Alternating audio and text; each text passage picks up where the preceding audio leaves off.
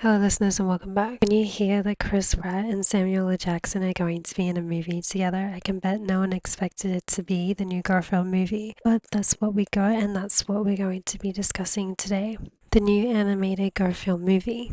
But I guess when you think about it, it's not like either of these two actors is scarce when it comes to voice acting. Samuel L. Jackson is known for probably one of the most quoted and memorable lines in animation. Honey! What? Where's my super suit? What?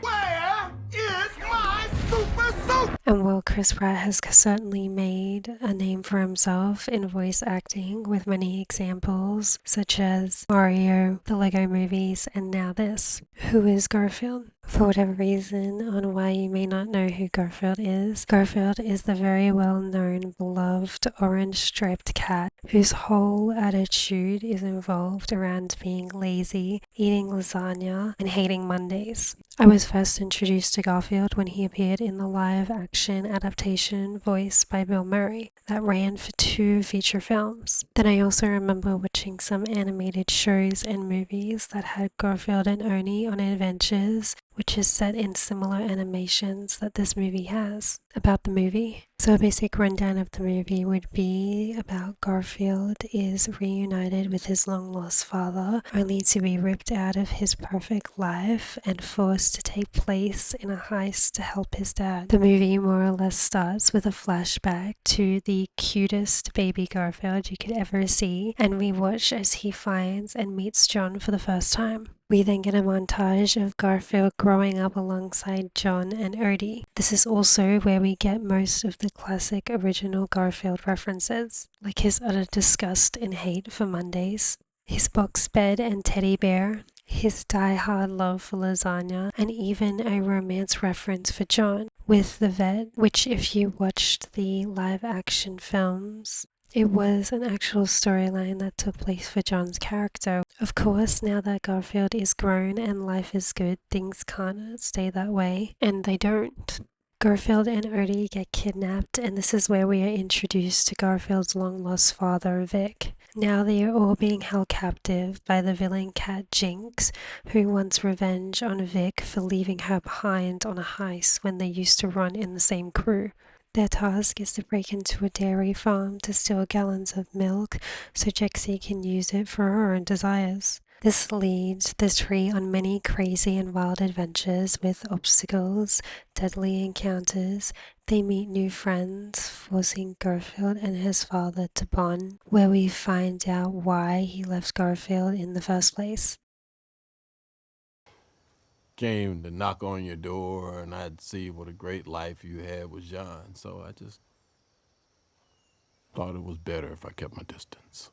Moving on, we have other characters. Can't go this whole movie without talking about Odie, of course. Odie is this adorably sweet dog and loyal sidekick to Garfield. He is very smart and useful, and usually the key elements in all of Garfield's schemes, which is the exact role he plays in this movie, always by Garfield's side and even the comedic element at times. The most interesting thing about Odie is that he is the only character that doesn't speak, making him unique and stand out from all the other characters. It also makes his character very expressive in his body language and eyes to compensate for the fact that he does not have a voice. Though despite never being able to actually speak, Garfield can always understand him perfectly. I'm going to do the math here in my brain. The way you do that is Odie. 1,675 quarts of milk, exactly right, Odie. Overall, Odie is by far one of the best characters in the Garfield franchise. There is just nothing bad to say about him.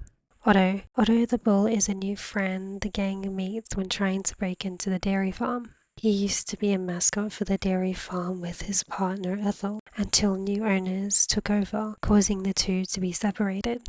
He strikes up a deal with the others, whereas he'll help them break in if they agree to help break Ethel out. After a few mishaps, they devise a plan in which Otto and Ethel are reunited once again.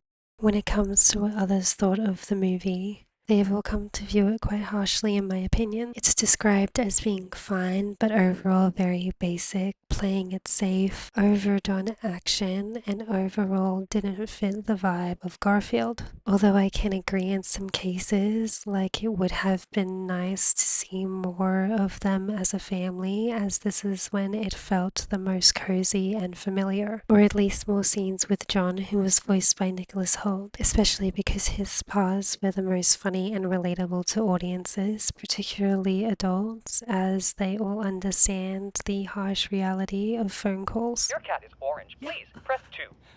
This doesn't really accomplish anything, but gives you the false sense that we're engaged with you. However, I still feel as some of the opinions on the overall movie were a bit harsh, as a lot were criticizing it for not being a chart-topping film, whilst I'm sitting here thinking, when has Garfield ever expected to be a movie that was going to topple charts? As a character, he has always been beloved, well-known, and popular, but none of the Garfield adaptations have ever been outstanding, so why was this one so harshly claimed?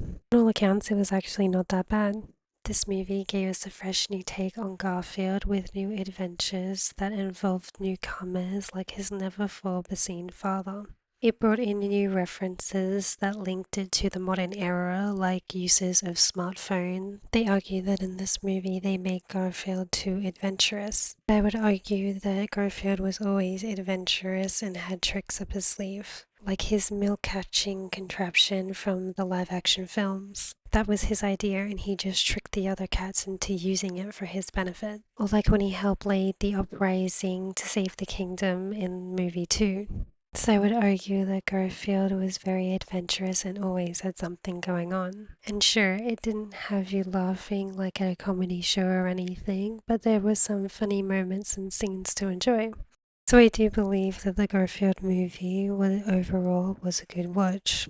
It was nothing outstanding, but it was never going to be. You have to keep in mind that the audience meant for this film is kids, so all of the jokes, story, and overall goofiness of the movie is aimed and made for kids. It does still hold some elements that adults can enjoy, like John's struggles throughout the film and the reunion of Garfield and his father. So if you go into this movie with the mindset that this is made for kids, you'll most likely have a fun, chill time, or at least I did. And I can most definitely see myself coming back to rewatch this Garfield movie before I rewatch the live-action Bill Murray ones. No offense to Bill, but something tells me that he feels the same way.